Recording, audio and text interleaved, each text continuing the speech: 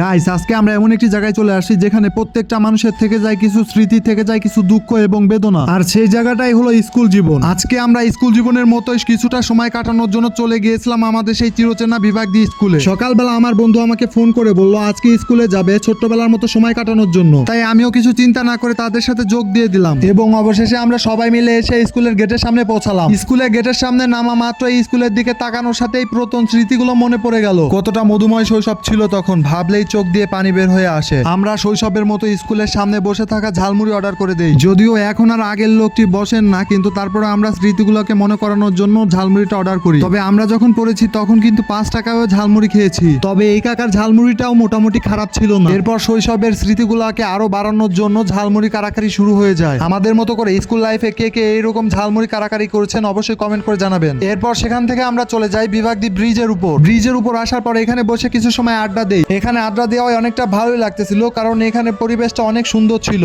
তারপর এখান থেকে আমরা চলে যাই বিভাগদ্বীপ বাজারের দিকে। বাজারের ভিতর আসার পর আমরা সোজা চলে আসি হাবিবুর ভাইয়ের দোকানে। হাবিবুর ভাই অনেক বছর ধরে স্কুলের সামনের বাজারে এই চপ পুরি বিক্রি করে আসছেন। এই স্কুলে লেখাপড়া করেছেন, কিন্তু হাবিবুর ভাইয়ের চপ পুরি খান নাই এমন লোক খুঁজে পাওয়া যাবে না। এক কথায় তার খাবারের টেস্ট আগের মতোই রয়েছে, অনেক সুন্দর। গাইস, এই ভিডিওটা দেখে কার কার স্কুল লাইফের কথা মনে পড়ে গেল অবশ্যই কমেন্ট করে জানান। আর ভিডিওটা ভালো লেগে থাকলে শেয়ার করে দেন।